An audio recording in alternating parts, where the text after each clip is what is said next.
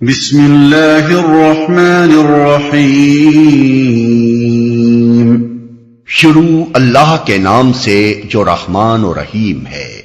هل أتى على الإنسان حين من الدهر لم يكن شيئا مذكورا؟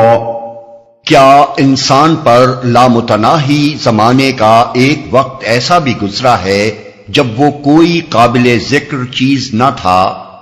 پہلا فقرہ ہے هل أتى على الإنسان۔ اکثر مفسرین و مترجمین نے یہاں حل کو قد کے معنی میں لیا ہے، اور وہ اس کے معنی یہ لیتے ہیں کہ بے شک یا بلا شبہ انسان پر ایسا ایک وقت آیا ہے، لیکن حقیقت یہ ہے کہ لفظ حل عربی زبان میں کیا کے معنی ہی میں استعمال ہوتا ہے، اور اس سے مقصود ہر حال میں سوال ہی نہیں ہوتا، بلکہ مختلف مواقع پر یہ بظاہر سوالیہ لفظ مختلف معنوں میں بولا جاتا ہے۔ مثلا کبھی تو ہم یہ معلوم کرنا چاہتے ہیں کہ فلاں واقعہ پیش آیا ہے یا نہیں، اور کسی سے پوچھتے ہیں کیا یہ واقعہ پیش آیا ہے۔ کبھی ہمارا مقصود سوال کرنا نہیں ہوتا بلکہ کسی بات کا انکار کرنا ہوتا ہے، اور یہ انکار ہم اس انداز میں کرتے ہیں کہ کیا یہ کام کوئی اور بھی کر سکتا ہے۔ کبھی ہم ایک شخص سے کسی بات کا اقرار کرانا چاہتے ہیں اور اس غرض کے لیے اس سے پوچھتے ہیں کہ کیا میں نے تمہاری رقم ادا کر دی، اور کبھی ہمارا مقصود محض اقرار ہی کرانا نہیں ہوتا بلکہ سوال ہم اس غرض کے لیے کرتے ہیں کہ مخاطب کے ذہن کو ایک اور بات سوچنے پر مجبور کر دیں جو لازماً اس کے اقرار سے بطور نتیجہ پیدا ہوتی ہے۔ مثلا ہم کسی سے پوچھتے ہیں کیا میں نے تمہارے ساتھ کوئی برائی کی ہے، اس سے مقصود صرف یہی نہیں ہوتا کہ وہ اس بات کا اقرار کرے کہ آپ نے اس کے ساتھ کوئی برائی نہیں کی ہے، بلکہ اسے یہ سوچنے پر مجبور کرنا بھی مقصود ہوتا ہے کہ جس نے میرے ساتھ کوئی برائی نہیں کی ہے اس کے ساتھ میں برائی کرنے میں کہاں تک حق بجانب ہوں۔ آیت زیر بحث میں سوالیہ فقرہ دراصل اسی آخری معنی میں ارشاد ہوا ہے۔ اس سے مقصود انسان سے صرف یہی اقرار کرانا نہیں ہے کہ فی الواقع اس پر ایک وقت ایسا گزرا ہے، بلکہ اسے یہ سوچنے پر مجبور کرنا بھی ہے کہ جس خدا نے اس کی تخلیق کا آغاز ایسی حقیر سی حالت سے کر کے اسے پورا انسان بنا کر کھڑا کیا، وہ آخر اسے دوبارہ پیدا کرنے سے کیوں عاجز ہوگا۔ دوسرا فقرہ ہے حین من الدہر۔ دہر سے مراد وہ لامتناہی زمانہ ہے جس کی نہ ابتدا انسان کو معلوم ہے نہ انتہا، اور حین سے مراد وہ خاص وقت ہے جو اس لامتناہی زمانے کے اندر کبھی پیش آیا ہو۔ کلام کا مدعا یہ ہے کہ اس لامتناہی زمانے کے اندر ایک طویل مدت تو ایسی گزری ہے جب سرے سے نوع انسانی ہی موجود نہ تھی، پھر اس میں ایک وقت ایسا آیا جب انسان نام کی ایک نوع کا آغاز کیا گیا، اور اسی زمانے کے اندر ہر شخص پر ایک ایسا وقت آیا ہے جب اسے عدم سے وجود میں لانے کی ابتدا کی گئی۔ تیسرا فقرہ ہے لم یکن شیئا مذکورا، یعنی اس وقت وہ کوئی قابل ذکر چیز نہ تھا، اس کا ایک حصہ باپ کے نطفے میں ایک خردبینی کیڑے کی شکل میں اور دوسرا حصہ ماں کے نطفے میں ایک خردبینی بیضے کی شکل میں موجود تھا۔ مدتھائے دراز تک تو انسان یہ بھی نہیں جانتا تھا کہ دراصل وہ اس کیڑے اور بیضے کے ملنے سے وجود میں آتا ہے۔ اب طاقتور خوردبینوں سے ان دونوں کو دیکھ تو لیا گیا ہے، لیکن اب بھی کوئی شخص یہ نہیں کہہ سکتا کہ کتنا انسان باپ کے اس کیڑے میں اور کتنا ماں کے اس بیضے میں موجود ہوتا ہے۔ پھر استقرار حمل کے وقت ان دونوں کے ملنے سے جو ابتدائی خلیہ یعنی سیل وجود میں آتا ہے وہ ایک ایسا ذرہ بے مقدار ہوتا ہے کہ بہت طاقتور خوردبین ہی سے نظر آ سکتا ہے، اور اسے دیکھ کر بھی بادی النظر میں کوئی یہ نہیں کہہ سکتا کہ یہ کوئی انسان بن رہا ہے، نہ یہ کوئی کہہ سکتا ہے کہ اس حقیر سی ابتدا سے نشو و نما پا کر کوئی انسان اگر بنے گا بھی تو وہ کس قد و قامت، کس شکل و صورت، کس قابلیت اور شخصیت کا انسان ہوگا۔ یہی مطلب ہے اس ارشاد کا کہ اس وقت وہ کوئی قابل ذکر چیز نہ تھا، اگرچہ انسان ہونے کی حیثیت سے اس کے وجود کا آغاز ہو گیا تھا، إنا خلقنا الإنسان من نطفة أمشاج نبتليه فجعلناه سميعا بصيرا. ہم نے انسان کو ایک مخلوط نطفے سے پیدا کیا تاکہ اس کا امتحان لیں، اور اس غرض کے لیے ہم نے اسے سننے اور دیکھنے والا بنایا. نطفے سے پیدا کیا. ایک مخلوط نطفے سے مراد یہ ہے کہ انسان کی پیدائش مرد اور عورت کے دو الگ الگ نطفوں سے نہیں ہوئی ہے، بلکہ دونوں نطفے مل کر جب ایک ہو گئے تب اس مرکب نطفے سے انسان پیدا ہوا. اس کا امتحان لیں. یہ ہے دنیا میں انسان کی اور انسان کے لیے دنیا کی اصل حیثیت. وہ درختوں اور جانوروں کی طرح نہیں ہے کہ اس کا مقصد تخلیق یہیں پورا ہو جائے اور قانون فطرت کے مطابق ایک مدت تک اپنے حصے کا کام کر کے وہ یہیں مر کر فنا ہو جائے. نیز یہ دنیا اس کے لیے نہ دارالعذاب ہے جیسا کہ راہب سمجھتے ہیں، نہ دارالجزا ہے جیسا کہ تناسخ کے قائلین سمجھتے ہیں، نہ چراگاہ اور تفریحگاہ ہے جیسا کہ مادہ پرست سمجھتے ہیں، اور نہ رزم گاہ جیسا کہ ڈارون اور مارکس کے پیرو سمجھتے ہیں، بلکہ دراصل یہ اس کے لیے ایک امتحان گاہ ہے. وہ جس چیز کو عمر سمجھتا ہے حقیقت میں وہ امتحان کا وقت ہے جو اسے یہاں دیا گیا ہے.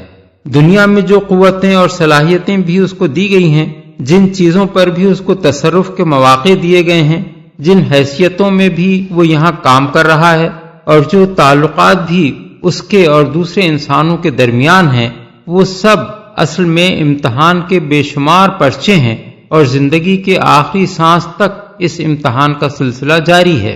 نتیجہ اس کا دنیا میں نہیں نکلنا ہے، بلکہ آخرت میں اس کے تمام پرچوں کو جانچ کر یہ فیصلہ ہونا ہے کہ وہ کامیاب ہوا ہے یا ناکام، اور اس کی کامیابی و ناکامی کا سارا انحصار اس پر ہے کہ اس نے اپنے آپ کو کیا سمجھتے ہوئے یہاں کام کیا اور کس طرح امتحان کے وہ پرچے کیے جو اسے یہاں دیے گئے تھے.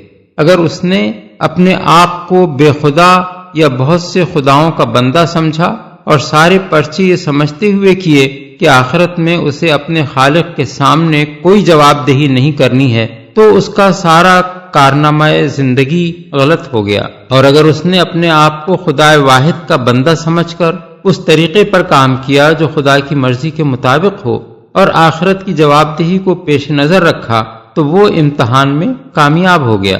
یہ مضمون قرآن مجید میں اس کثرت کے ساتھ اور اتنی تفصیلات کے ساتھ بیان کیا گیا ہے کہ ان سب مقامات کا حوالہ دینا یہاں مشکل ہے. جو حضرات اسے پوری طرح سمجھنا چاہتے ہوں وہ تفہیم القرآن کی ہر جلد کے آخر میں فہرست موضوعات کے اندر لفظ آزمائش نکال کر وہ تمام مقامات دیکھ لیں جہاں قرآن میں مختلف پہلوؤں سے اس کی وضاحت کی گئی ہے. قرآن کے سوا دنیا کی کوئی کتاب ایسی نہیں ہے جس میں یہ حقیقت اتنی وضاحت کے ساتھ بیان کی گئی ہو. سننے اور دیکھنے والا بنایا. اصل میں فرمایا گیا ہے ہم نے اسے سمیع و بصیر بنایا. اس کا مفہوم صحیح طور پر ہوش گوش رکھنے والا بنایا سے ادا ہوتا ہے، لیکن ہم نے ترجمے کی رعایت سے سمیع کے معنی سننے والا اور بصیر کے معنی دیکھنے والا کیے ہیں. اگرچہ عربی زبان کے ان الفاظ کا لفظی ترجمہ یہی ہے، مگر ہر عربی داں جانتا ہے کہ حیوان کے لیے سمیع اور بصیر کے الفاظ کبھی استعمال نہیں ہوتے، حالانکہ وہ بھی سننے اور دیکھنے والا ہوتا ہے. پس سننے اور دیکھنے سے مراد یہاں سماعت اور بینائی کی وہ قوتیں نہیں ہیں جو حیوانات کو بھی دی گئی ہیں، بلکہ اس سے مراد وہ ذرائع ہیں جن سے انسان علم حاصل کرتا اور پھر اس سے نتائج اخذ کرتا ہے. علاوہ بری سماعت اور بصارت انسان کے ذرائع علم میں چونکہ سب سے زیادہ اہم ہیں، اس لیے اختصار کے طور پر صرف انہی کا ذکر کیا گیا ہے، ورنہ اصل مراد انسان کو وہ تمام حواس عطا کرنا ہے جن کے ذریعے سے وہ معلومات حاصل کرتا ہے. پھر انسان کو جو حواس دیے گئے ہیں وہ اپنی نوعیت میں ان حواس سے بالکل مختلف ہیں جو حیوانات کو دیے گئے ہیں، کیونکہ اس کے ہر حادثے کے پیچھے ایک سوچنے والا دماغ موجود ہوتا ہے جو حواس کے ذریعے سے آنے والی معلومات کو جمع کر کے اور ان کو ترتیب دے کر ان سے نتائج نکالتا ہے، رائے قائم کرتا ہے اور پھر کچھ فیصلوں پر پہنچتا ہے جن پر اس کا رویہ زندگی مبنی ہوتا ہے۔ لہٰذا یہ کہنے کے بعد کہ انسان کو پیدا کر کے ہم اس کا امتحان لینا چاہتے تھے، یہ ارشاد فرمانا کہ اس غرض کے لیے ہم نے اسے سمیع و بصیر بنایا، دراصل یہ معنی رکھتا ہے کہ اللہ تعالیٰ نے اسے علم اور عقل کی طاقتیں دیں تاکہ وہ امتحان دینے کے قابل ہو سکے۔ ظاہر ہے کہ اگر مقصود کلام یہ نہ ہو اور سمیع و بصیر بنانے کا مطلب محض سماعت و بینائی کی قوتیں رکھنے والا ہی ہو تو ایک اندھا اور بہرا آدمی تو پھر امتحان سے مستثنی ہو جاتا ہے، حالانکہ جب تک کوئی علم و عقل سے بالکل محروم نہ ہو امتحان سے اس کے مستثنی ہونے کا کوئی سوال پیدا نہیں ہوتا۔ إِنَّا هَدَيْنَاهُ السَّبِيلَ إِمَّا شَاكِرًا وَإِمَّا كَفُورًا، ہم نے اسے راستہ دکھا دیا، خواہ شکر کرنے والا بنے یا کفر کرنے والا۔ یعنی ہم نے اسے محض علم و عقل کی قوتیں دے کر ہی نہیں چھوڑ دیا، بلکہ ساتھ ساتھ اس کی رہنمائی بھی کی تاکہ اسے معلوم ہو جائے کہ شکر کا راستہ کون سا ہے اور کفر کا راستہ کون سا، اور اس کے بعد جو راستہ بھی وہ اختیار کرے اس کا ذمہ دار وہ خود ہو۔ سورہ بلد میں یہی مضمون ان الفاظ میں بیان کیا گیا ہے، وَهَدَيْنَاهُ النَّجْدَيْنِ، یعنی اور ہم نے اسے دونوں راستے یعنی خیر و شر کے راستے نمایاں کر کے بتا دیے۔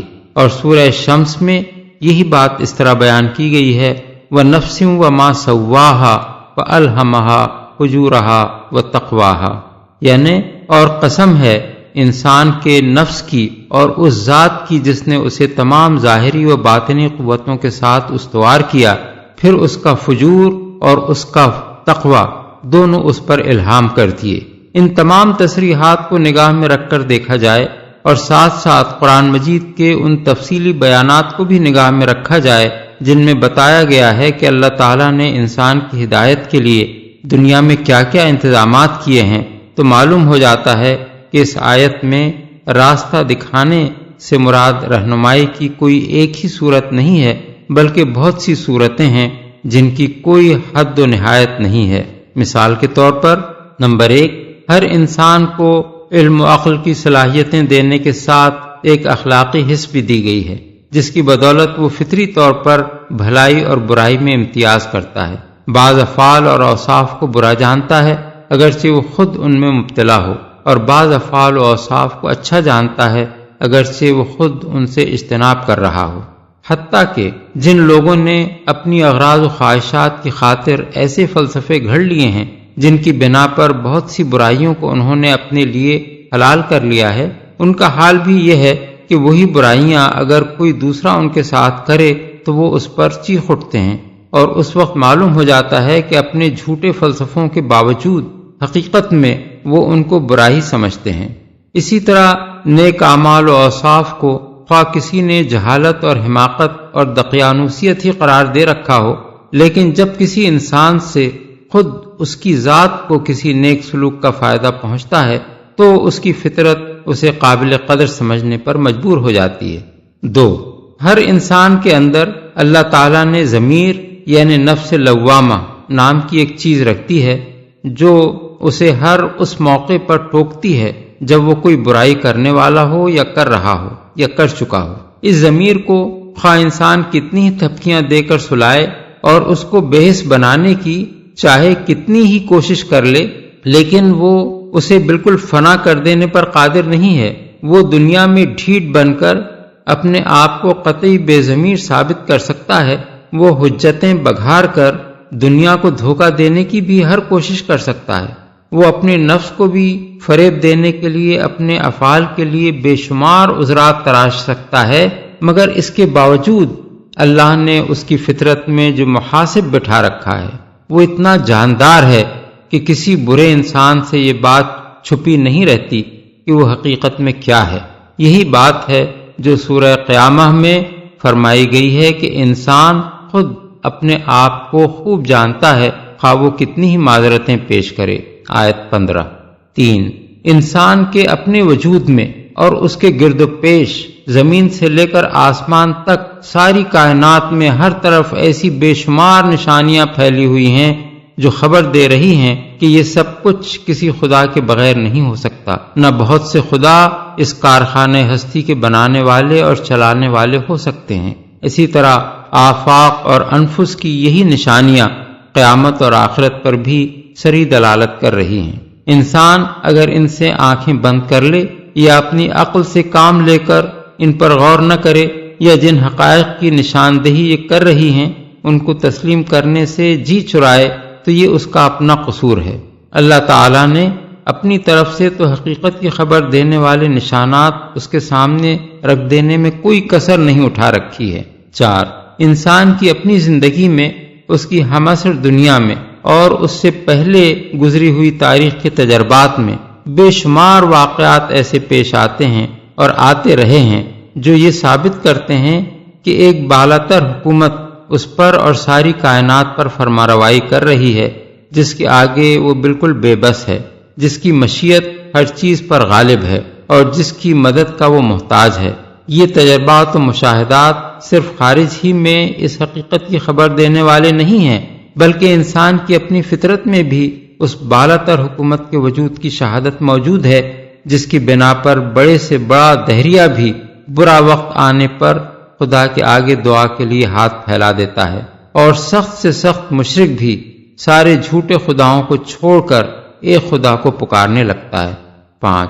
انسان کی عقل اور اس کی فطرت قطعی طور پر حکم لگاتی ہے کہ جرم کی سزا اور عمدہ خدمات کا صلہ ملنا ضروری ہے۔ اسی بنا پر تو دنیا کے ہر معاشرے میں عدالت کا نظام کسی نہ کسی صورت میں قائم کیا جاتا ہے، اور جن خدمات کو قابل تحسین سمجھا جاتا ہے ان کا صلہ دینے کی بھی کوئی نہ کوئی شکل اختیار کی جاتی ہے۔ یہ اس بات کا صریح ثبوت ہے کہ اخلاق اور قانون مکافات کے درمیان ایک ایسا لازمی تعلق ہے جس سے انکار کرنا انسان کے لیے ممکن نہیں ہے۔ اب اگر یہ مسلم ہے کہ اس دنیا میں بے شمار جرائم ایسے ہیں جن کی پوری سزا تو درکنار، سرے سے کوئی سزا ہی نہیں دی جا سکتی، اور بے شمار خدمات بھی ایسی ہیں جن کا پورا صلہ تو کیا کوئی صلہ بھی خدمت کرنے والے کو نہیں مل سکتا، تو آخرت کو ماننے کے سوا کوئی چارہ نہیں ہے، الا یہ کہ کوئی بے وقوف یہ فرض کر لے یا کوئی ہر دھرم یہ رائے قائم کرنے پر اصرار کرے کہ انصاف کا تصور رکھنے والا انسان ایک ایسی دنیا میں پیدا ہو گیا ہے جو بجائے خود انصاف کے تصور سے خالی ہے، اور پھر اس سوال کا جواب اس کے ذمہ رہ جاتا ہے کہ ایسی دنیا میں پیدا ہونے والے انسان کے اندر یہ انصاف کا تصور آخر آ کہاں سے گیا۔ 6. ان تمام ذرائع رہنمائی کی مدد کے لیے اللہ تعالیٰ نے انسان کی صریح اور واضح رہنمائی کے لیے دنیا میں انبیاء بھیجے اور کتابیں نازل کیں، جن میں صاف صاف بتا دیا گیا کہ شکر کی راہ کون سی ہے اور کفر کی راہ کون سی، اور ان دونوں راہوں پر چلنے کے نتائج کیا ہیں۔ انبیاء اور کتابوں کی لائی ہوئی یہ تعلیمات بے شمار محسوس اور غیر محسوس طریقوں سے اتنے بڑے پیمانے پر ساری دنیا میں پھیلی ہیں کہ کوئی انسانی آبادی بھی خدا کے تصور، آخرت کے تصور، نیکی اور بدی کے فرق اور ان کے پیش کردہ اخلاقی اصولوں اور قانونی احکام سے ناواقف نہیں رہ گئی ہے، خواہ اسے یہ معلوم ہو یا نہ ہو کہ یہ علم اسے انبیاء اور کتابوں کی لائی ہوئی تعلیمات ہی سے حاصل ہوا ہے۔ آج جو لوگ انبیاء اور کتابوں کے منکر ہیں یا ان سے بالکل بے خبر ہیں، وہ بھی ان بہت سی چیزوں کی پیروی کر رہے ہیں جو دراصل انہی کی تعلیمات سے چھن چھن کر ان تک پہنچی ہیں، اور وہ نہیں جانتے کہ ان چیزوں کا اصل ماخذ کون سا ہے۔ إِنَّا أَعْتَدْنَا لِلْكَافِرِينَ سَلَاسِلَ وَأَغْلَالًا وَسَعِيرًا۔ کفر کرنے والوں کے لیے ہم نے زنجیریں اور طوق اور بھڑکتی ہوئی آگ مہیا کر رکھی ہے۔ إِنَّ الْأَبْرَارَ يَشْرَبُونَ مِن كَأْسٍ كَانَ مِزَاجُهَا كَافُورًا عَيْنًا يَشْرَبُ بِهَا عِبَادُ اللَّهِ يُفَجِّرُونَهَا تَفْجِيرًا۔ نیک لوگ جنت میں شراب کے ایسے ساغر پیئیں گے جن میں آب کافور کی آمیزش ہوگی، یہ ایک بہتا چشمہ ہوگا جس کے پانی کے ساتھ اللہ کے بندے شراب پیئیں گے اور جہاں چاہیں گے بسہولت اس کی شاخیں نکال لیں گے۔ نیک لوگ، اصل میں لفظ ابرار استعمال ہوا ہے، جس سے مراد وہ لوگ ہیں جنہوں نے اپنے رب کی اطاعت کا حق ادا کیا ہو، اس کے عائد کیے ہوئے فرائض بجا لائے ہوں اور اس کے منع کیے ہوئے افعال سے اجتناب کیا ہو۔ بہتا چشمہ ہوگا، یعنی وہ کافور ملا ہوا پانی نہ ہوگا، بلکہ ایسا قدرتی چشمہ ہوگا جس کے پانی کی صفائی اور ٹھنڈک اور خوشبو کافور سے ملتی جلتی ہوگی۔ اللہ کے بندے، عباد اللہ یعنی اللہ کے بندے، یا عباد الرحمن یعنی رحمان کے بندے کے الفاظ اگرچہ لغوی طور پر تمام انسانوں کے لیے استعمال ہو سکتے ہیں کیونکہ سبھی خدا کے بندے ہیں، لیکن قرآن میں جہاں بھی یہ الفاظ آئے ہیں ان سے نیک بندے ہی مراد ہیں۔ گویا کہ بد لوگ جنہوں نے اپنے آپ کو بندگی سے خارج کر رکھا ہو اس قابل نہیں ہیں کہ ان کو اللہ تعالیٰ اپنے اسم گرامی کی طرف منسوب کرتے ہوئے عباد اللہ یا عباد الرحمن کے معزز خطاب سے نوازے۔ شاخیں نکال لیں گے، یہ مطلب نہیں ہے کہ وہاں وہ کدال پھاوڑے لے کر نالیاں کھودیں گے اور اس طرح اس چشمے کا پانی جہاں لے جانا چاہیں گے لے جائیں گے، بلکہ ان کا ایک حکم اور اشارہ اس کے لیے کافی ہوگا کہ جنت میں جہاں وہ چاہیں اسی جگہ وہ چشمہ پھوٹ بہے۔ بسہولت نکال لینے کے الفاظ اسی مفہوم کی طرف اشارہ کرتے ہیں۔ یوفون بالنذر ویخافون یوما کان شرہ مستطیرا، یہ وہ لوگ ہوں گے جو دنیا میں نذر پوری کرتے ہیں اور اس دن سے ڈرتے ہیں جس کی آفت ہر طرف پھیلی ہوئی ہوگی۔ نذر پوری کرتے ہیں، نذر پوری کرنے کا ایک مفہوم یہ ہے کہ جو کچھ آدمی پر واجب کیا گیا ہو اسے وہ پورا کرے۔ دوسرا مفہوم یہ ہے کہ جو کچھ آدمی نے خود اپنے اوپر واجب کر لیا ہو یا بالفاظ دیگر جس کام کے کرنے کا اس نے عہد کیا ہو اسے وہ پورا کرے۔ تیسرا مفہوم یہ ہے کہ جو کچھ آدمی پر واجب ہو، خواہ وہ اس پر واجب کیا گیا ہو یا اس نے خود اپنے اوپر واجب کر لیا ہو، اسے وہ پورا کرے۔ ان تینوں مفہومات میں سے زیادہ معروف مفہوم دوسرا ہے اور عام طور پر لفظ نظر سے وہی مراد لیا جاتا ہے۔ بہرحال یہاں ان لوگوں کی تعریف یا تو اس لحاظ سے کی گئی ہے کہ وہ اللہ تعالیٰ کے عائد کردہ واجبات کو پورا کرتے ہیں، یا اس لحاظ سے کی گئی ہے کہ وہ ایسے نیک لوگ ہیں کہ جو خیر اور بھلائی کے کام اللہ نے ان پر واجب نہیں کیے ہیں ان کو بھی انجام دینے کا جب وہ اللہ سے عہد کر لیتے ہیں تو اسے پورا کرتے ہیں، کجا کہ ان واجبات کو ادا کرنے میں کسی قسم کی کوتاہی کریں جو اللہ نے ان پر عائد فرمائے ہیں۔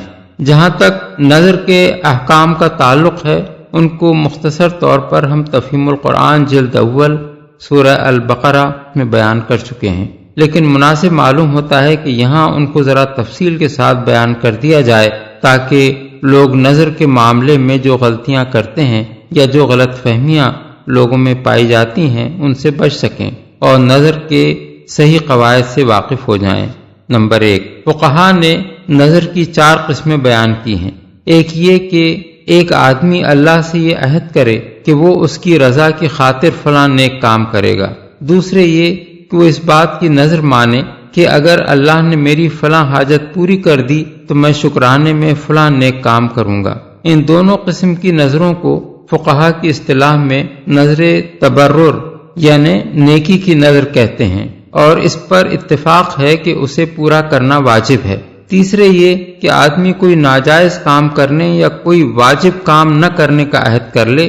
چوتھے یہ کہ آدمی کوئی مباح کام کرنے کو اپنے اوپر لازم کر لے یا کوئی مستحب کام نہ کرنے کا یا کوئی خلاف اولا کام کرنے کا عہد کر لے۔ ان دونوں قسم کی نظروں کو فقہا کی اصطلاح میں نظر لجاج یعنی جہالت اور جھگڑالو پن اور ضد کی نظر کہتے ہیں۔ ان میں سے تیسری قسم کی نظر کے متعلق اتفاق ہے کہ وہ منعقد ہی نہیں ہوتی اور چوتھی قسم کے متعلق فقہا میں اختلاف ہے۔ بعض فقہا کہتے ہیں کہ اسے پورا کرنا چاہیے، بعض کہتے ہیں کہ قسم توڑنے کا کفارہ ادا کر دینا چاہیے، اور بعض کہتے ہیں کہ آدمی کو اختیار ہے خواہ نظر پوری کرے یا کفارہ ادا کر دے۔ شافعیوں اور مالکیوں کے نزدیک یہ نظر بھی سرے سے منعقد نہیں ہوتی، اور حنفیوں کے نزدیک دونوں قسموں کی نظروں پر کفارہ لازم آتا ہے۔ بحوالہ عمدۃ القاری۔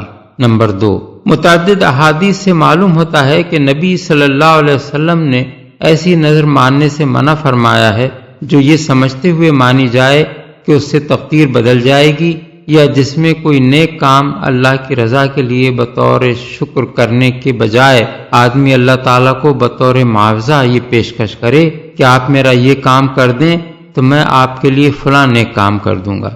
حدیث میں حضرت عبداللہ بن عمر کی روایت ہے کہ اخذ رسول اللہ صلی اللہ علیہ وسلم ینہا عن النذر ویقول انہ لا یرد شیئا وانما یستخرج بہ من البخیل، یعنی رسول اللہ صلی اللہ علیہ وسلم ایک مرتبہ نذر ماننے سے منع کرنے لگے اور فرمانے لگے کہ وہ کسی ہونے والی چیز کو پھیر نہیں سکتی، البتہ اس کے ذریعے سے کچھ مال بخیل سے نکلوا لیا جاتا ہے۔ بحوالہ مسلم اور ابو داؤد۔ حدیث کے آخری فقرے کا مطلب یہ ہے کہ بخیل یوں تو راہ خدا میں مال نکالنے والا نہ تھا، نظر کے ذریعے سے اس لالچ میں وہ کچھ خیرات کر دیتا ہے کہ شاید یہ معاوضہ قبول کر کے اللہ تعالیٰ اس کے لیے تقدیر بدل دے۔ دوسری روایت حضرت عبداللہ بن عمر سے یہ ہے کہ حضور نے فرمایا النذر لا يقدم شيئا ولا يؤخره وانما يستخرج به من البخیل، یعنی نظر نہ کوئی کام پہلے کرا سکتی ہے نہ کسی ہوتے کام میں تاخیر کرا سکتی ہے، البتہ اس کے ذریعے سے کچھ مال بخیل کے ہاتھ سے نکلوا لیا جاتا ہے۔ بحوالہ بخاری و مسلم۔ ایک اور روایت میں وہ کہتے ہیں کہ حضور نے نظر ماننے سے منع کیا اور فرمایا انہو لا یاتی بخیر وانما یستخرج بہ من البخیل، یعنی اس سے کوئی کام بنتا نہیں ہے، البتہ اس کے ذریعے سے کچھ مال بخیل سے نکلوا لیا جاتا ہے۔ بحوالہ بخاری و مسلم۔ تقریباً اسی مضمون کی متعدد روایات مسلم نے حضرت ابو ہریرہ سے نقل کی ہیں، اور ایک روایت بخاری و مسلم دونوں نے نقل کی ہے جس میں وہ بیان کرتے ہیں کہ حضور نے فرمایا ان النذر لا یقرب من ابن آدم شیئا لم یکن اللہ قدرہ لہ ولکن النذر یوافق القدر فیخرج بذلک من البخیل ما لم یکن البخیل یرید ان یخرج، یعنی در حقیقت نذر ابن آدم کو کوئی ایسی چیز نہیں دلوا سکتی جو اللہ نے اس کے لیے مقدر نہ فرمائی ہو، لیکن نظر ہوتی تقدیر کے مطابق ہی ہے کہ اس کے ذریعے سے تقدیر الہی وہ چیز بخیل کے پاس سے نکال لاتی ہے جسے وہ کسی اور طریقے سے نکالنے والا نہ تھا۔ اسی مضمون پر مزید روشنی حضرت عبداللہ بن عمرو بن عاص کی اس روایت سے پڑتی ہے کہ حضور نے فرمایا انما النذر مبتغی بہ وجہ اللہ، یعنی اصل نظر تو وہ ہے جس سے اللہ کی خوشنودی مقصود ہو۔ بحوالہ تحاوی۔ نمبر 3، نظر کے معاملے میں ایک اور قاعدہ رسول اللہ صلی اللہ علیہ وسلم نے یہ بیان فرمایا ہے کہ صرف وہ نظر پوری کرنی چاہیے جو اللہ کی اطاعت میں ہو، اللہ کی نافرمانی کرنے کی نظر ہرگز پوری نہیں کرنی چاہیے۔ اسی طرح ایسی چیز میں کوئی نظر نہیں ہے جس کا آدمی مالک نہ ہو، یا ایسے کام میں کوئی نظر نہیں ہے جو انسان کے بس میں نہ ہو۔ حضرت عائشہ کی روایت ہے کہ حضور نے فرمایا من نظر ان یطیع اللہ فلیطعہ ومن نظر ان یعصی اللہ فلا یعصہ، یعنی جس نے یہ نظر مانی ہو کہ اللہ کی اطاعت کرے گا تو اسے اس کی اطاعت کرنی چاہیے، اور جس نے یہ نظر مانی ہو کہ اللہ کی نافرمانی کرے گا تو اسے نافرمانی نہیں کرنی چاہیے۔ بحوالہ بخاری، ابو داؤد، ترمذی، نسائی، ابن ماجہ اور طحاوی۔ ثابت بن ضحاک کہتے ہیں کہ نبی صلی اللہ علیہ وسلم نے فرمایا لا وفاء لنظر فی معصیت اللہ ولا فیما لا یملک ابن آدم، یعنی اللہ کی نافرمانی میں کسی نظر کے پورا کرنے کا کوئی سوال پیدا نہیں ہوتا، نہ کسی ایسی چیز میں جو آدمی کی ملکیت میں نہ ہو۔ بحوالہ ابو داؤد۔ مسلم نے اسی مضمون کی روایت حضرت عمران بن حسین سے نقل کی ہے اور ابو داؤد میں حضرت عبداللہ بن عمرو بن عاص کی روایت اس سے زیادہ مفصل ہے، جس میں وہ حضور کا یہ ارشاد نقل کرتے ہیں کہ لا نظر ولا یمین فی ما لا یملک ابن آدم ولا فی معصیت اللہ ولا فی قطیعت رحم، یعنی کوئی نظر اور کوئی قسم کسی ایسے کام میں نہیں ہے جو آدمی کے بس میں نہ ہو، یا اللہ کی نافرمانی میں ہو، یا قطع رحمی کے لیے ہو۔ نمبر 4، جس کام میں بجائے خود کوئی نیکی نہیں ہے اور آدمی نے خوامخواہ کسی فضول کام یا ناقابل برداشت مشقت یا محض تعذیب نفس کو نیکی سمجھ کر اپنے اوپر لازم کر لیا ہو، اس کی نظر پوری نہیں کرنی چاہیے۔ اس معاملے میں نبی صلی اللہ علیہ وسلم کے ارشادات بالکل واضح ہیں۔ حضرت عبداللہ بن عباس فرماتے ہیں کہ ایک مرتبہ حضور خطبہ ارشاد فرما رہے تھے کہ آپ نے دیکھا ایک صاحب دھوپ میں کھڑے ہیں۔ آپ نے پوچھا یہ کون ہیں اور کیسے کھڑے ہیں؟ عرض کیا گیا یہ ابو اسرائیل ہیں، انہوں نے نظر مانی ہے کہ کھڑے رہیں گے، بیٹھیں گے نہیں، نہ سایہ کریں گے نہ کسی سے بات کریں گے اور روزہ رکھیں گے۔ اس پر آپ نے فرمایا مروہ فلیکلم ولیستظل ولیقعد ولیتم صومہ، یعنی ان سے کہو کہ بات کریں، سائے میں آئیں، بیٹھیں، البتہ روزہ پورا کریں۔ بحوالہ بخاری، ابو داؤد، ابن ماجہ، موطا۔ حضرت عقبہ بن عامر جوہنی کہتے ہیں کہ میری بہن نے ننگے پاؤں پیدل حج کرنے کی نظر مانی اور یہ نظر بھی مانی کہ اس سفر میں سر پر کپڑا بھی نہ ڈالیں گی۔ حضور نے فرمایا اس سے کہو کہ سواری پر جائے اور سر ڈھانکے۔ بحوالہ ابو داؤد۔ مسلم نے اس مضمون کی متعدد روایات نقل کی ہیں جن میں کچھ لفظی اختلاف ہے۔ حضرت عبداللہ بن عباس نے عقبہ بن عامر کی بہن کا یہ واقعہ بیان کرتے ہوئے حضور کے جو الفاظ نقل کیے ہیں وہ یہ ہیں، ان اللہ لغنی عن نظرہا مرہا فلترکب، یعنی اللہ کو اس کی اس نظر کی کوئی ضرورت نہیں ہے، اس سے کہو کہ سواری پر جائے۔ بحوالہ ابو داؤد۔ ایک اور روایت میں حضرت ابن عباس کہتے ہیں کہ ایک شخص نے عرض کیا میری بہن نے پیدل حج کرنے کی نظر مانی ہے۔ حضور نے فرمایا ان اللہ لا یصنع بشقاء اختک شیئا فلتحج راکبۃ، یعنی تیری بہن کے مشقت میں پڑنے کی اللہ کو کوئی ضرورت نہیں ہے، اسے سواری پر حج کرنا چاہیے۔ بحوالہ ابو داؤد۔ حضرت انس بن مالک کی روایت ہے کہ حضور نے غالباً سفر حج میں دیکھا کہ ایک بڑے میاں کو ان کے 2 بیٹے سنبھالے لیے چل رہے ہیں۔ آپ نے پوچھا یہ کیا معاملہ ہے؟ عرض کیا گیا انہوں نے پیدل چلنے کی نظر مانی ہے۔ اس پر آپ نے فرمایا ان اللہ لغنی عن تعذیب ھذا نفسہ وامرہ ان یرکب، یعنی اللہ تعالیٰ اس سے بے نیاز ہے کہ یہ شخص اپنے نفس کو عذاب میں ڈالے، پھر آپ نے اسے حکم دیا کہ سوار ہو۔ بحوالہ بخاری، مسلم، ابو داؤد۔ مسلم میں اسی مضمون کی حدیث حضرت ابو ہریرہ سے بھی مروی ہے۔ نمبر 5، اگر کسی نظر کو پورا کرنا عملاً ممکن نہ ہو تو اسے کسی دوسری صورت میں پورا کیا جا سکتا ہے۔ حضرت جابر بن عبداللہ کہتے ہیں کہ فتح مکہ کے روز ایک شخص نے اٹھ کر عرض کیا یا رسول اللہ، میں نے نظر مانی تھی کہ اگر اللہ نے مکہ آپ کے ہاتھ پر فتح کر دیا تو میں بیت المقدس میں 2 رکعت نماز پڑھوں گا۔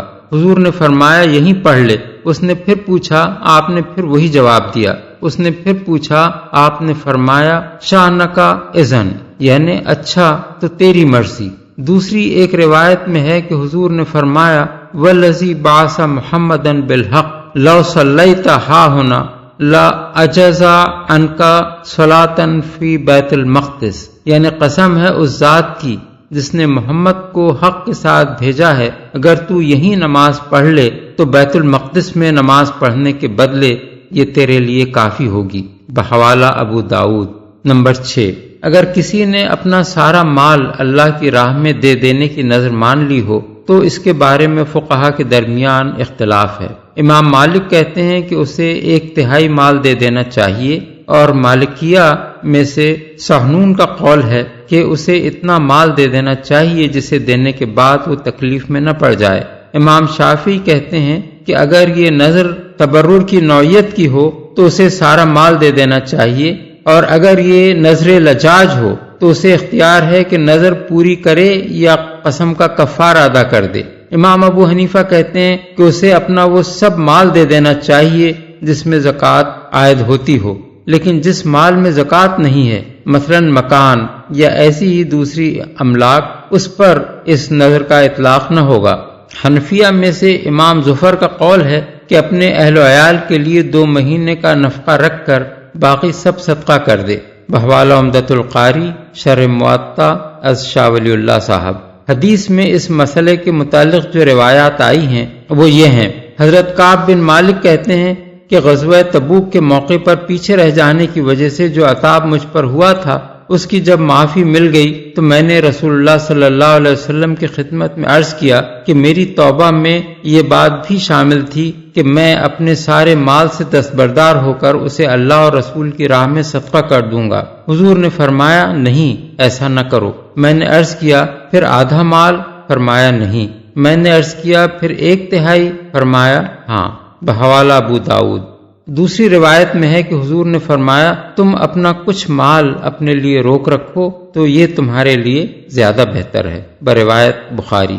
امام زہری کہتے ہیں کہ مجھے یہ خبر پہنچی ہے کہ حضرت ابو لبابہ نے، جن پر اسی غزوہ تبوک کے معاملے میں عتاب ہوا تھا، حضور سے عرض کیا میں اللہ اور اس کے رسول کی راہ میں صدقے کے طور پر اپنے سارے مال سے دستبردار ہوتا ہوں۔ حضور نے جواب دیا تمہارے لیے اس میں سے صرف 1/3 دے دینا کافی ہے۔ بحوالہ موطا۔ نمبر 7، اسلام قبول کرنے سے پہلے اگر کسی شخص نے کسی نیک کام کی نظر مانی ہو تو کیا اسلام قبول کرنے کے بعد اسے پورا کیا جائے؟ نبی صلی اللہ علیہ وسلم کا فتویٰ اس بارے میں یہ ہے کہ اسے پورا کیا جائے۔ بخاری، ابو داؤد اور طحاوی میں حضرت عمر کے متعلق روایت ہے کہ انہوں نے زمانہ جاہلیت میں نظر مانی تھی کہ 1 رات اور بروایت بعض 1 دن مسجد حرام میں اعتکاف کریں گے۔ اسلام لانے کے بعد انہوں نے حضور سے فتویٰ پوچھا تو آپ نے فرمایا اوف بنظر کا، یعنی اپنی نظر پوری کرو۔ بعض فقہا نے حضور کے اس ارشاد کا یہ مطلب لیا ہے کہ ایسا کرنا واجب ہے، اور بعض نے یہ مطلب لیا ہے کہ یہ مستحب ہے۔ 8، میت کے ذمے اگر کوئی نظر رہ گئی ہو تو اسے پورا کرنا وارثوں پر واجب ہے یا نہیں، اس مسئلے میں فقہا کے درمیان اختلاف ہے۔ امام احمد، اسحاق بن راہویہ، ابو ثور اور ظاہریہ کہتے ہیں کہ میت کے ذمے اگر روزے یا نماز کی نظر رہ گئی ہو تو وارثوں پر اس کا ادا کرنا واجب ہے۔ حنفیہ کہتے ہیں کہ نظر اگر بدنی عبادت یعنی نماز یا روزہ کی ہو تو وارثوں پر اس کا پورا کرنا واجب نہیں ہے، اور اگر مالی عبادت کی ہو اور مرنے والے نے اپنے وارثوں کو اسے پورا کرنے کی وصیت نہ کی ہو تو اسے بھی پورا کرنا واجب نہیں۔ البتہ اگر اس نے وصیت کی ہو تو اس کے ترکے میں سے 1/3 کی حد تک یہ نظر پوری کرنی واجب ہوگی۔ مالکیہ کا مذہب بھی اس سے ملتا جلتا ہے، اور شافعیہ کہتے ہیں کہ نظر اگر غیر مالی عبادت کی ہو یا مالی عبادت کی ہو اور میت نے کوئی ترکہ نہ چھوڑا ہو تو اسے پورا کرنا وارثوں پر واجب نہیں ہے، اور اگر میت نے ترکہ چھوڑا ہو تو وارثوں پر مالی عبادت کی نظر پوری کرنا واجب ہے، خواہ اس نے وصیت کی ہو یا نہ کی ہو۔ بحوالہ شرح مسلم للنووی، بذل الجہود شرح ابی داؤد۔ حدیث میں اس مسئلے کے متعلق حضرت عبداللہ بن عباس کی روایت ہے کہ حضرت سعد بن عبادہ نے رسول اللہ صلی اللہ علیہ وسلم سے فتویٰ پوچھا کہ میری ماں کا انتقال ہو گیا ہے اور ان کے ذمے ایک نظر تھی جو انہوں نے پوری نہیں کی تھی۔ حضور نے فرمایا کہ تم اس کی طرف سے پوری کر دو۔ بحوالہ ابو داؤد اور مسلم۔ دوسری روایت ابن عباس سے یہ ہے کہ ایک عورت نے بحری سفر کیا اور نظر مانی کہ اگر میں زندہ سلامت واپس گھر پہنچ گئی تو 1 مہینے کے روزے رکھوں گی۔ واپس آنے کے بعد اس کا انتقال ہو گیا اور وہ مر گئی۔ اس کی بہن یا بیٹی نے آ کر رسول اللہ صلی اللہ علیہ وسلم سے مسئلہ پوچھا اور آپ نے فرمایا کہ اس کی طرف سے تو روزے رکھ لے۔ بحوالہ ابو داؤد۔ ایسی ہی ایک روایت ابو داؤد نے حضرت بریدہ سے نقل کی ہے کہ ایک عورت نے حضور سے اسی طرح کا مسئلہ پوچھا اور آپ نے اسے وہی جواب دیا جو اوپر مذکور ہوا ہے۔ ان روایات میں چونکہ یہ بات صاف نہیں ہے کہ حضور کے یہ ارشادات وجوب کے معنی میں تھے یا استحباب کے معنی میں، اور حضرت سعد بن عبادہ کی والدہ کی نظر کے معاملے میں یہ واضح نہیں ہے کہ وہ مالی عبادت کے بارے میں تھی یا بدنی عبادت کے بارے میں، اسی بنا پر فقہا کے درمیان اس مسئلے میں اختلافات ہوئے ہیں۔ نمبر 9، غلط اور ناجائز نوعیت کی نظر کے معاملے میں یہ بات تو صاف ہے کہ اسے پورا نہیں کرنا چاہیے، البتہ اس مسئلے میں اختلاف ہے کہ اس پر کفارہ لازم آتا ہے یا نہیں۔ اس مسئلے میں چونکہ روایات مختلف ہیں، اس لیے فقہا کے مسالک بھی مختلف ہیں۔ ایک قسم کی روایات میں یہ آیا ہے کہ حضور نے ایسی صورت میں کفارے کا حکم دیا ہے، مثلا حضرت عائشہ کی یہ روایت کہ حضور نے فرمایا لا نظر فی معصیت و کفارتہ کفارت یمین، یعنی معصیت میں کوئی نظر نہیں ہے اور اس کا کفارہ قسم توڑنے کا کفارہ ہے، بحوالہ ابو داؤد۔ عقبہ بن عامر جوہنی کی بہن کے معاملے میں، جس کا ذکر اوپر نمبر 4 میں گزر چکا ہے، نبی صلی اللہ علیہ وسلم نے حکم دیا کہ وہ اپنی نظر توڑ دیں اور 3 دن کے روزے رکھیں، بحوالہ مسلم اور ابو داؤد۔ ایک اور عورت کے معاملے میں بھی جس نے پیدل حج کی نظر مانی تھی، حضور نے حکم دیا کہ وہ سواری پر حج کے لیے جائے اور قسم کا کفارہ ادا کر دے، بحوالہ ابو داؤد۔ ابن عباس کی روایت ہے کہ حضور نے فرمایا من نظر نظرا لم یسمہ فکفارتہ کفارت یمین ومن نظر نظرا فی معصیۃ فکفارتہ کفارت یمین ومن نظر نظرا لا یطیقہ فکفارتہ کفارت یمین ومن نظر نظرا اطاقہ فلیف بہی، یعنی جس نے ایک نظر مان لی اور اس بات کا تعین نہ کیا کہ کس بات کی نظر مانی ہے، وہ قسم کا کفارہ دے، اور جس نے معصیت کی نظر مانی وہ قسم کا کفارہ دے، اور جس نے ایسی نظر مانی جسے پورا کرنے کی وہ قدرت نہ رکھتا ہو تو وہ قسم کا کفارہ دے، اور جس نے ایسی نظر مانی جسے وہ پورا کر سکتا ہو وہ اسے پورا کرے، بحوالہ ابو داؤد۔ دوسری طرف وہ احادیث ہیں جن سے معلوم ہوتا ہے کہ اس صورت میں کفارہ نہیں ہے۔ اوپر نمبر 4 میں جن صاحب کا ذکر آیا ہے کہ انہوں نے دھوپ میں کھڑے رہنے اور کسی سے بات نہ کرنے کی نظر مانی تھی، ان کا قصہ نقل کر کے امام مالک نے موطا میں لکھا ہے کہ مجھے کسی ذریعے سے بھی یہ معلوم نہیں ہوا کہ حضور نے ان کو نظر توڑنے کا حکم دینے کے ساتھ یہ بھی حکم دیا ہو کہ وہ کفارہ ادا کریں۔ حضرت عبداللہ بن عمرو بن عاص کی روایت ہے، رسول اللہ صلی اللہ علیہ وسلم نے فرمایا من حلف علی یمین فرآ غیرہا خیرا منہا فلیدعھا ولیات الذی ہوا خیر فإن ترکہا کفارتہا، یعنی جس نے کسی بات کی قسم کھائی ہو اور بعد میں وہ دیکھے کہ اس سے بہتر بات دوسری ہے تو وہ اسے چھوڑ دے اور وہ کام کرے جو بہتر ہو، اور اسے چھوڑ دینا ہی اس کا کفارہ ہے، بحوالہ ابو داؤد۔ بہقی کہتے ہیں کہ یہ حدیث حضرت ابو ہریرہ کی یہ روایت کہ جو کام بہتر ہے وہ کرے اور یہی اس کا کفارہ ہے ثابت نہیں ہے۔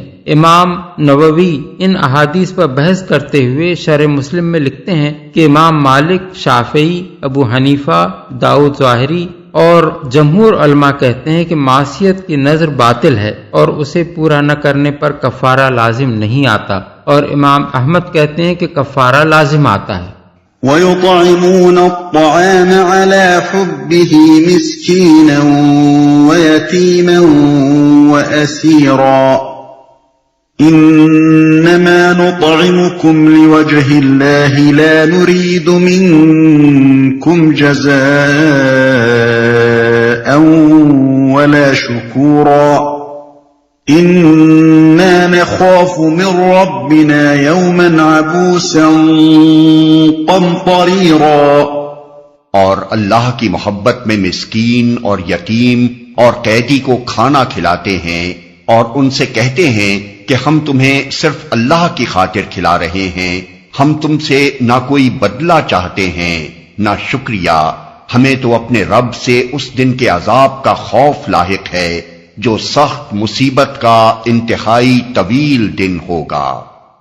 اللہ کی محبت میں اصل الفاظ ہیں علی حبہ، اکثر مفسرین نے حبہ کی ضمیر کا مرجع کھانے کو قرار دیا ہے، اور وہ اس کا مطلب یہ بیان کرتے ہیں کہ وہ کھانے کے محبوب اور دل پسند ہونے اور خود اس کے حاجت مند ہونے کے باوجود دوسروں کو کھلا دیتے ہیں۔ ابن عباس اور مجاہد کہتے ہیں کہ اس کا مطلب ہے علی حب الاطعام، یعنی غریبوں کو کھانا کھلانے کے شوق میں وہ ایسا کرتے ہیں۔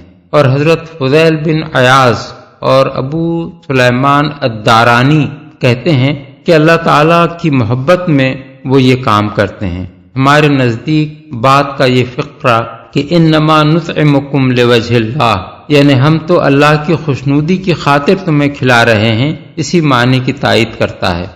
یتیم اور قیدی کو قدیم زمانے میں دستور یہ تھا کہ قیدیوں کو ہتھکڑی اور بیڑیاں لگا کر روزانہ باہر نکالا جاتا تھا اور وہ سڑکوں پر یا محلوں میں بھیک مانگ کر پیٹ بھرتے تھے۔ بعد میں اسلامی حکومت نے یہ طریقہ بند کیا۔ بحوالہ کتاب الخراج امام ابو یوسف صفحہ 150 طبع 1382 ہجری۔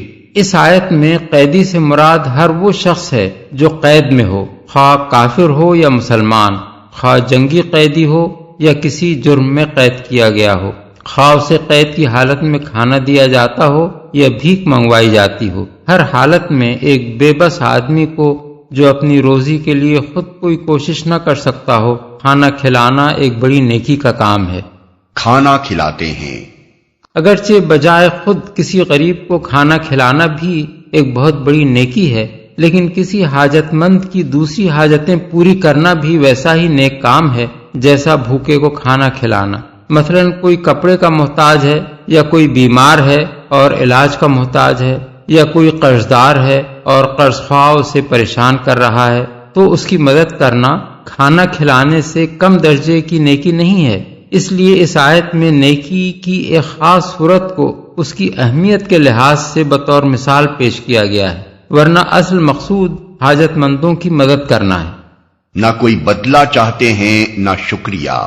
ضروری نہیں ہے کہ غریب کو کھانا کھلاتے ہوئے زبان ہی سے یہ بات کہی جائے، دل میں بھی یہ بات کہی جا سکتی ہے، اور اللہ کے ہاں اس کی بھی وہی حیثیت ہے جو زبان سے کہنے کی ہے۔ لیکن زبان سے یہ بات کہنے کا ذکر اس لیے کیا گیا ہے کہ جس کی مدد کی جائے اس کو یہ اطمینان دلا دیا جائے کہ ہم اس سے کسی قسم کا شکریہ یا بدلہ نہیں چاہتے، تاکہ وہ بے فکر ہو کر کھائے۔ فوقاهم الله شر ذلك اليوم ولقاهم نضرة وسرورا وجزاهم بما صبروا جنة وحريرا متكئين فيها على الأرائك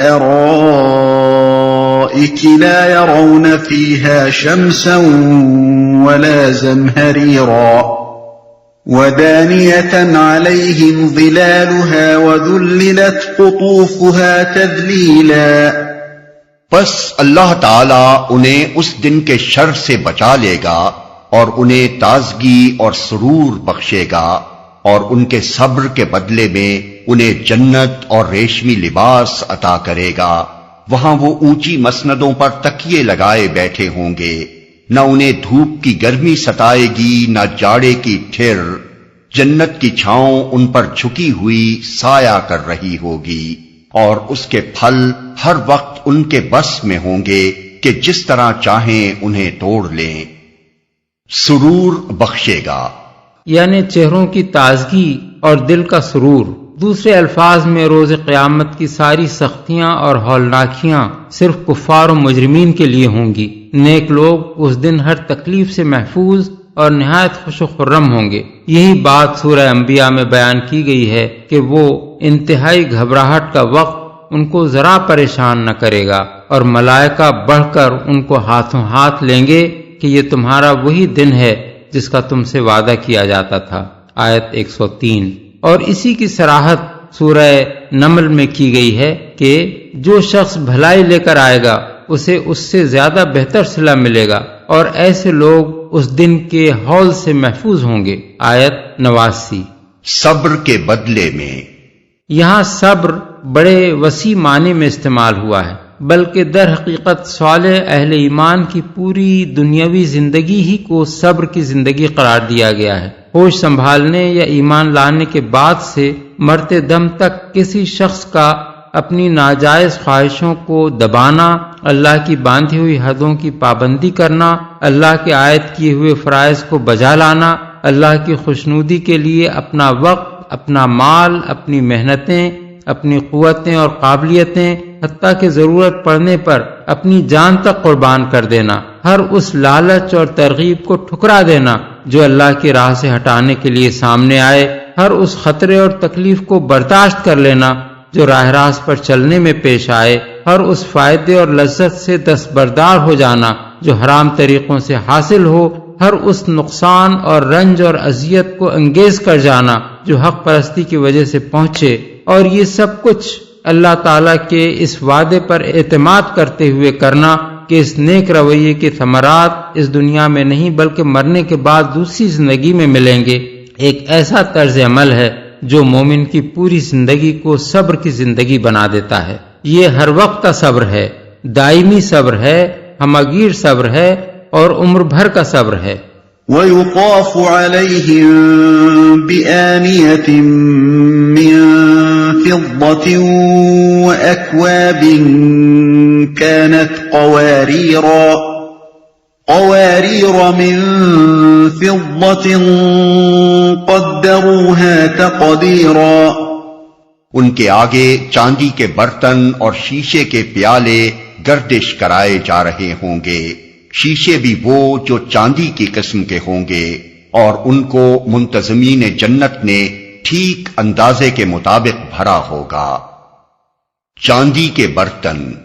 سورہ زخرف آیت 71 میں ارشاد ہوا ہے کہ ان کے آگے سونے کے برتن گردش کرائے جا رہے ہوں گے۔ اس سے معلوم ہوا کہ کبھی وہاں سونے کے برتن استعمال ہوں گے اور کبھی چاندی کے۔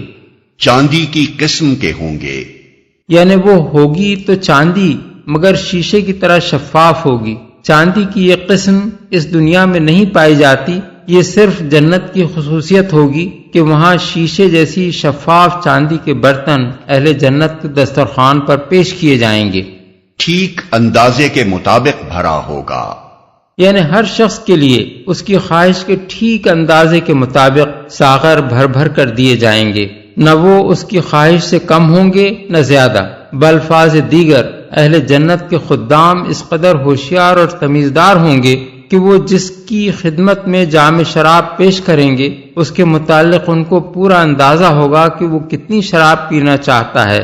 جنت کی شراب کی خصوصیات کے متعلق ملاحظہ ہو تفہیم القرآن جلد 4 سورہ الصافات آیات 45 تا 47، جلد 5 سورہ محمد آیت 15، سورہ الطور آیت 23، سورہ الواقعہ آیت 19۔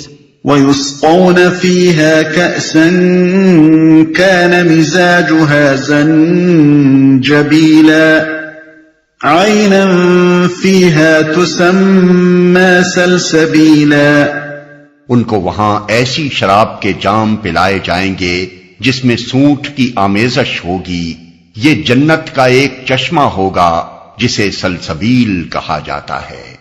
اہل عرب چونکہ شراب کے ساتھ سونٹ ملے ہوئے پانی کی آمیزش کو پسند کرتے تھے، اس لیے فرمایا گیا کہ وہاں ان کو وہ شراب پلائی جائے گی جس میں سونٹ کی آمیزش ہوگی، لیکن اس آمیزش کی صورت یہ نہ ہوگی کہ اس کے اندر سونٹ ملا کر پانی ڈالا جائے گا، بلکہ یہ ایک قدرتی چشمہ ہوگا جس میں سونٹ کی خوشبو تو ہوگی مگر اس کی تلخی نہ ہوگی، اس لیے اس کا نام سلسبیل ہوگا۔ سلسبیل سے مراد ایسا پانی ہے جو میٹھا، ہلکا اور خوش ذائقہ ہونے کی بنا پر حلق سے بسہولت گزر جائے۔ مفسرین کی اکثریت کا خیال یہ ہے کہ یہاں سلسبیل کا لفظ اس چشمے کے لیے بطور صفت استعمال ہوا ہے نہ کہ بطور اسم۔ وَيَطُوفُ عَلَيْهِمْ وِلْدَانٌ مُخَلَّدُونَ إِذَا رَأَيْتَهُمْ حَسِبْتَهُمْ لُؤْلُؤًا مَّنثُورًا۔ ان کی خدمت کے لیے ایسے لڑکے دوڑتے پھر رہے ہوں گے جو ہمیشہ لڑکے ہی رہیں گے، تم انہیں دیکھو تو سمجھو کہ موتی ہیں جو بکھیر دیے گئے ہیں۔ وَإِذَا رَأَيْتَ ثَمَّ رَأَيْتَ نَعِيمًا وَمُلْكًا كَبِيرًا۔ وہاں جدھر بھی تم نگاہ ڈالو گے نعمتیں ہی نعمتیں اور ایک بڑی سلطنت کا سر و سامان تمہیں نظر آئے گا۔ یعنی دنیا میں خواہ کوئی شخص فقیر بے نوا ہی کیوں نہ رہا ہو، جب وہ اپنے اعمال خیر کی بنا پر جنت میں جائے گا تو وہاں اس شان سے رہے گا کہ گویا وہ ایک عظیم الشان سلطنت کا مالک ہے۔ عاليهم ثياب سندس خضر واستبرق وحلوا أساور من فضة وسقاهم ربهم شرابا طهورا إن هذا كان لكم جزاء وكان سعيكم مشكورا۔ ان کے اوپر باریک ریشم کے سبز لباس اور اطلس و دیبا کے کپڑے ہوں گے، ان کو چاندی کے کنگن پہنائے جائیں گے، اور ان کا رب ان کو نہایت پاکیزہ شراب پلائے گا۔ یہ ہے تمہاری جزا، اور تمہاری کارگزاری قابل قدر ٹھہری ہے۔ اطلس و دیبا کے کپڑے ہوں گے۔ یہی مضمون سورہ کہف آیت 31 میں گزر چکا ہے کہ وَيَلْبَسُونَ ثِيَابًا خُضْرًا مِّن سُنْدُسٍ وَإِسْتَبْرَقٍ مُتَّكِئِينَ فِيهَا عَلَى الْأَرَائِكِ، یعنی اہل جنت باریک ریشم اور اطلس و دیبا کے سبز کپڑے پہنیں گے، اونچی مسندوں پر تکیے لگا کر بیٹھیں گے۔ اس بنا پر ان مفسرین کی رائے صحیح نہیں معلوم ہوتی جنہوں نے یہ خیال ظاہر کیا ہے کہ اس سے مراد وہ کپڑے ہیں جو ان کی مسندوں یا مسیریوں کے اوپر لٹکے ہوئے ہوں گے، یا یہ ان لڑکوں کا لباس ہوگا جو ان کی خدمت میں دوڑے پھر رہے ہوں گے۔ کنگن پہنائے جائیں گے۔ سورہ کہف آیت 31 میں فرمایا گیا ہے یحلون فیہا من اساور من ذہب، یعنی وہ وہاں سونے کے کنگنوں سے آراستہ کیے جائیں گے۔ یہی مضمون سورہ حج آیت 23 میں اور سورہ فاطر آیت 33 میں بھی ارشاد ہوا ہے۔ ان سب آیتوں کو ملا کر دیکھا جائے تو 3 صورتیں ممکن محسوس ہوتی ہیں۔ ایک یہ کہ کبھی وہ چاہیں گے تو سونے کے کنگن پہنیں گے، اور کبھی چاہیں گے تو چاندی کے کنگن پہن لیں گے، دونوں چیزیں ان کے حسب خواہش موجود ہوں گی۔ دوسرے یہ کہ سونے اور چاندی کے کنگن بیک وقت پہنیں گے کیونکہ دونوں کو ملا دینے سے حسن دوبالا ہو جاتا ہے۔ تیسرے یہ کہ جس کا جی چاہے گا سونے کے کنگن پہنے گا اور جو چاہے گا چاندی کے کنگن استعمال کرے گا۔ رہا یہ سوال کہ زیور تو عورتیں پہنتی ہیں، مردوں کو زیور پہنانے کا کیا موقع ہے؟ اس کا جواب یہ ہے کہ قدیم زمانے میں بادشاہوں اور رئیسوں کا طریقہ یہ تھا کہ وہ ہاتھوں اور گلے اور سر کے تاجوں میں طرح طرح کے زیورات استعمال کرتے تھے، بلکہ ہمارے زمانے میں برطانوی ہند کے راجاؤں اور نوابوں تک میں یہ دستور رائج رہا ہے۔ سورہ زخرف میں بیان ہوا ہے کہ حضرت موسیٰ جب اپنے سادہ لباس میں بس ایک لاٹھی لیے ہوئے فرعون کے دربار میں پہنچے اور اس سے کہا کہ میں اللہ رب العالمین کا بھیجا ہوا پیغمبر ہوں، تو اس نے اپنے درباریوں سے کہا یہ اچھا سفیر ہے جو اس حالت میں میرے سامنے آیا ہے۔ فلولا القی علیہ اسورۃ من ذہب اور جاء معہ الملائکۃ مقترنین، آیت 53۔ یعنی اگر یہ زمین و آسمان کے بادشاہ کی طرف سے بھیجا گیا ہوتا تو کیوں نہ اس پر سونے کے کنگن اتارے گئے یا ملائکہ کا کوئی لشکر ہی اس کی اردلی میں آتا۔ پاکیزہ شراب پلائے گا۔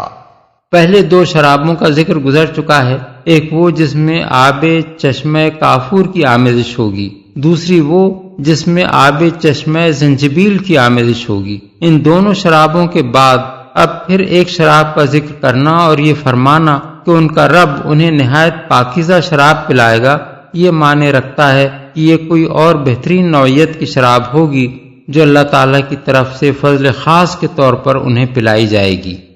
قابل قدر ٹھہری ہے۔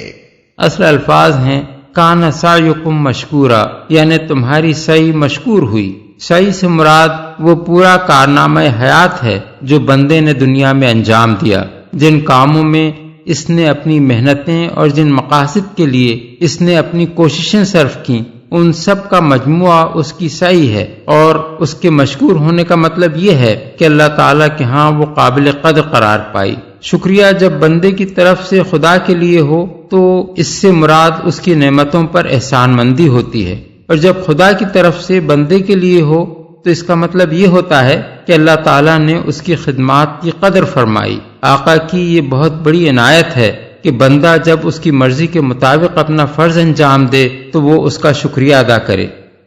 إِنَّا نَحْنُ نَزَّلْنَا عَلَيْكَ الْقُرْآنَ تَنزِيلًا فاصبر لحكم ربك ولا تطع منهم آثما أو كفورا واذكر اسم ربك بكرة وأصيلا ومن الليل فاسجد له وسبحه ليلا طويلا۔ اے نبی، ہم نے ہی تم پر یہ قرآن تھوڑا تھوڑا کر کے نازل کیا ہے، لہذا تم اپنے رب کے حکم پر صبر کرو اور ان میں سے کسی بد عمل یا منکر حق کی بات نہ مانو۔ اپنے رب کا نام صبح و شام یاد کرو، رات کو بھی اس کے حضور سجدہ ریز ہو اور رات کے طویل اوقات میں اس کی تسبیح کرتے رہو۔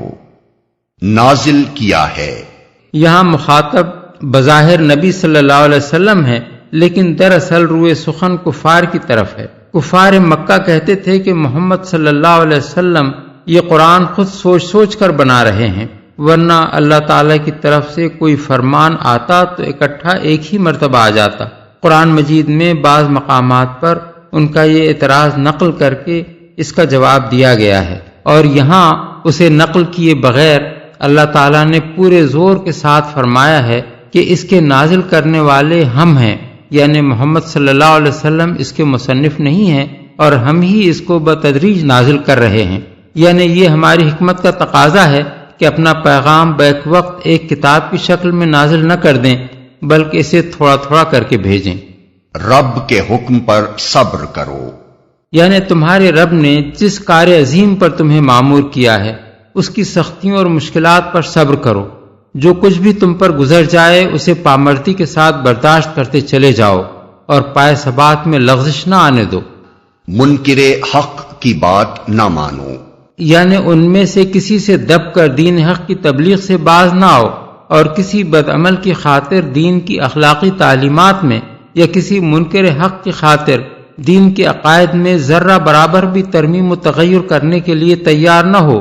جو کچھ حرام و ناجائز ہے اسے برملا حرام و ناجائز کہو، خواہ کوئی بدکار کتنا ہی زور لگائے کہ تم اس کی مذمت میں ذرا سی نرمی ہی برت لو، اور جو عقائد باطل ہیں انہیں کھلم کھلا باطل اور جو حق ہیں انہیں علانیہ حق کہو، چاہے کفار تمہارا منہ بند کرنے یا اس معاملے میں کچھ نرمی اختیار کر لینے کے لیے تم پر کتنا ہی دباؤ ڈالیں۔ تسبیح کرتے رہو۔ قرآن کا قاعدہ ہے کہ جہاں بھی کفار کے مقابلے میں صبر و ثبات کی تلقین کی گئی ہے وہاں اس کے معن بعد اللہ کے ذکر اور نماز کا حکم دیا گیا ہے، جس سے خود بخود یہ بات ظاہر ہوتی ہے کہ دین حق کی راہ میں دشمنان حق کی مزاحمتوں کا مقابلہ کرنے کے لیے جس طاقت کی ضرورت ہے وہ اسی چیز سے حاصل ہوتی ہے۔ صبح و شام اللہ کا ذکر کرنے سے مراد ہمیشہ اللہ کو یاد کرنا بھی ہو سکتا ہے، مگر جب اللہ کی یاد کا حکم اوقات کے تعین کے ساتھ دیا جائے تو پھر اس سے مراد نماز ہوتی ہے۔ اس آیت میں سب سے پہلے فرمایا وَاذْكُرِ اسْمَ رَبِّكَ بُكْرَةً وَأَصِيلًا۔ بکرہ عربی زبان میں صبح کو کہتے ہیں اور اصیل کا لفظ زوال کے وقت سے غروب تک کے لیے استعمال کیا جاتا ہے، جس میں ظہر اور عصر کے اوقات آ جاتے ہیں۔ پھر فرمایا وَمِنَ اللَّيْلِ فَاسْجُدْ لَهُ۔ رات کا وقت غروب آفتاب کے بعد شروع ہو جاتا ہے، اس لیے رات کو سجدہ کرنے کے حکم میں مغرب اور عشاء دونوں وقتوں کی نمازیں شامل ہو جاتی ہیں۔ اس کے بعد یہ ارشاد کہ رات کے طویل اوقات میں اس کی تسبیح کرتے رہو نماز تہجد کی طرف صاف اشارہ کرتا ہے۔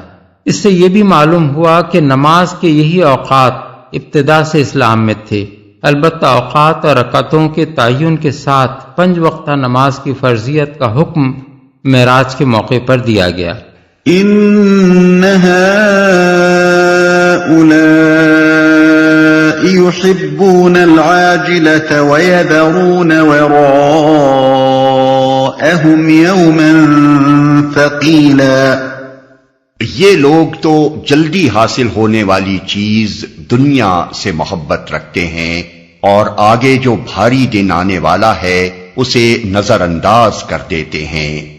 یعنی یہ کفار قریش جس وجہ سے اخلاق اور عقائد کی گمراہیوں پر مصر ہیں اور جس بنا پر آپ کی دعوت حق کے لیے ان کے کان بہرے ہو گئے ہیں، وہ دراصل ان کی دنیا پرستی اور آخرت سے بے فکری و بے نیازی ہے۔ اس لیے ایک سچے خدا پرست انسان کا راستہ ان کے راستے سے اتنا الگ ہے کہ دونوں کے درمیان کسی مصالحت کا سرے سے کوئی سوال ہی پیدا نہیں ہوتا۔ نحن خلقناهم وشددنا أسرهم وإذا شئنا بدلنا أمثالهم تبديلا۔ ہم نے ہی ان کو پیدا کیا ہے اور ان کے جوڑ بند مضبوط کیے ہیں، اور ہم جب چاہیں ان کی شکلوں کو بدل کر رکھ دیں۔ اصل الفاظ ہیں اذا شئنا بدلنا امثالهم تبدیلا۔ اس فقرے کے کئی معنی ہو سکتے ہیں۔ ایک یہ کہ ہم جب چاہیں انہیں ہلاک کر کے انہی کی جنس کے دوسرے لوگ ان کی جگہ لا سکتے ہیں جو اپنے کردار میں ان سے مختلف ہوں گے۔ دوسرے یہ کہ ہم جب چاہیں ان کی شکلیں تبدیل کر سکتے ہیں، یعنی جس طرح ہم کسی کو تندرست اور سلیم الاعضا بنا سکتے ہیں، اسی طرح ہم اس پر بھی قادر ہیں کہ کسی کو مفلوج کر دیں، کسی کو لقوہ مار جائے اور کوئی کسی بیماری یا حادثے کا شکار ہو کر اپاہج ہو جائے۔ تیسرے یہ کہ ہم جب چاہیں موت کے بعد ان کو دوبارہ کسی اور شکل میں پیدا کر سکتے ہیں۔ ان هذه تذكرة فمن شاء اتخذ الى ربه سبيلا۔ یہ ایک نصیحت ہے، اب جس کا جی چاہے اپنے رب کی طرف جانے کا راستہ اختیار کر لے۔ وما تشاءون الا ان يشاء الله ان الله كان عليما حكيما يدخل من يشاء في رحمته والظالمين اعد لهم عذابا أليما۔ اور تمہارے چاہنے سے کچھ نہیں ہوتا جب تک کہ اللہ نہ چاہے، یقیناً اللہ بڑا علیم و حکیم ہے، اپنی رحمت میں جس کو چاہتا ہے داخل کرتا ہے، اور ظالموں کے لیے اس نے دردناک عذاب تیار کر رکھا ہے۔